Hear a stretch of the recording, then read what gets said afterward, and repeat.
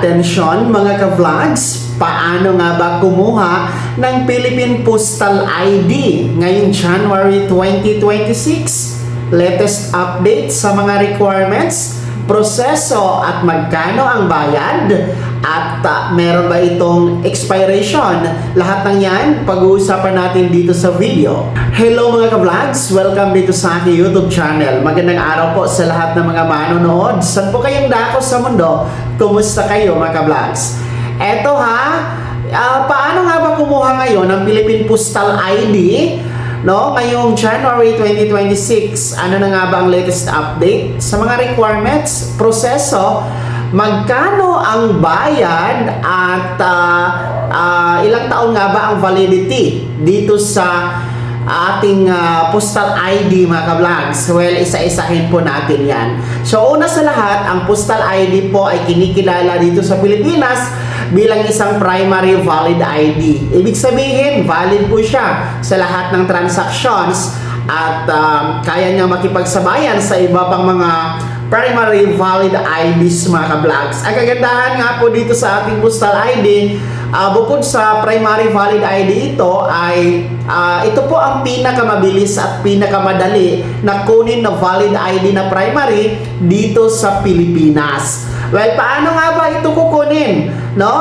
Atin po yung pag-uusapan kasi ngayon nasa January 2026 na tayo. Medyo matagal-tagal na din po tayo hindi nakapag-update dito sa postal ID application. So, umuna tayo sa mga requirements. So, ang requirements po para makakuha ng postal ID, una po, kailangan natin ng accomplish application form.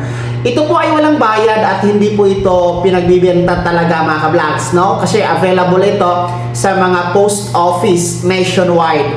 No, pwede niyo ito kunin sa araw mismo na kayo ay mag-apply ng postal ID. Available ito sa post office. Ang iba kasi ay nasa gwardiya ka pa lang ay meron na silang accomplice application form.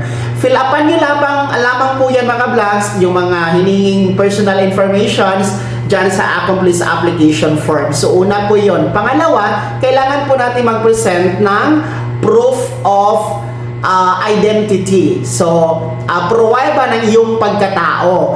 Ano nga ba ito? So, una po, as proof of identity, kinikilala po yung ating birth certificate, no? PSA birth certificate. Pero, kahit hindi naka-PSA, yung mga naka-LCI lang na birth certificate, ay accepted naman po yun mga ka-vlogs, okay? Hindi naman po maarte si post office para sa ating birth certificate. So, pwede po, it's either LCR or PSA birth certificate. Kung wala kayong birth certificate, another proof of identity is any valid IDs. Kagaya po ng driver's license, senior citizen ID, ng expired postal ID para sa mga renewal. Pwede din po yung PRC ID, yung atin pong national ID, ayan, pwede po yan. Kahit yung naka-digital na national ID, mga ka-vlogs, ay pwede po yan. Ang atin pong mga valid ID is considered as proof of identity.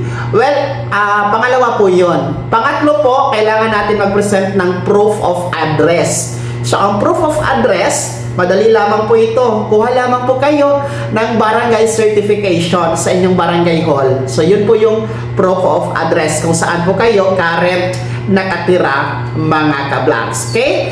And then, yun po ang ating mga requirements mga ka-vlogs, no? Tatlo lamang po yan actually ang ating requirements sa pagkuha ng Philippine Postal ID. So, ang proseso naman po, una nga po, fill upan nyo po yung accomplish application form, tapos, i-submit nyo po, then panghuli po ay pipicturan po kayo. So, merong capturing na tinatawag mga ka-vlogs. And then, tapos na po.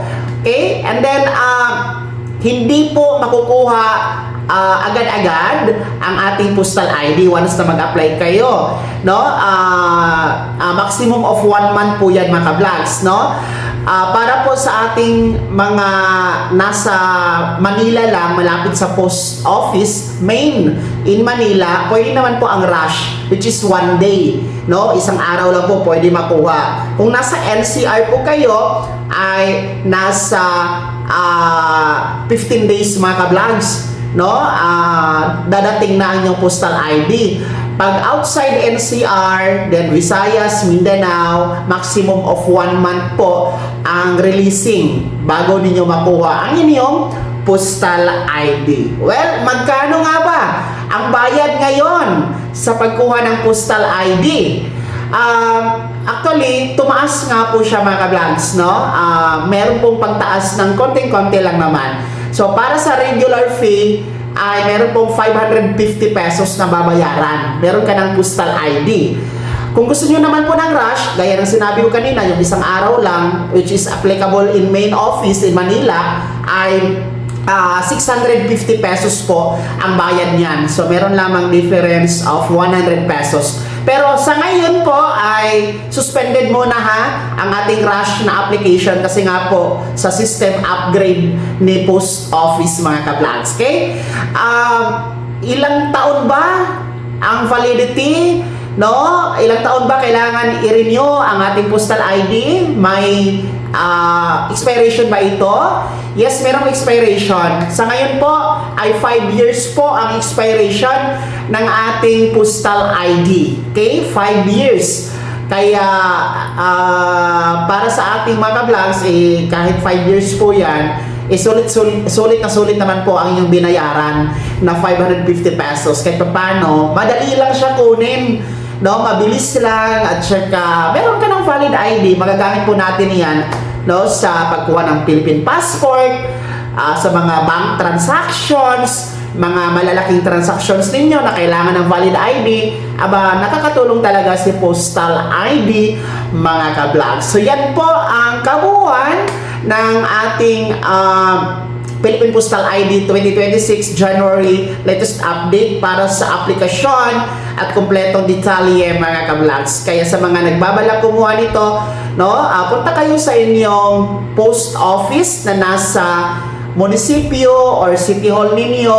Usually andyan po yan sila, no, sa inyong lugar na pinakamalapit po sa inyo. Alamin nyo na lamang po, no, mag-apply kayo doon mga ka-vlogs. Kaya naman, sino sa inyo dito ang mga nais pong kumuha at may planong kumuha ng postal ID ngayong January 2026? Ibahagi nyo po sa comment section na nasa baba, pakilakip ng mong pangalan at kung taga saan kayo.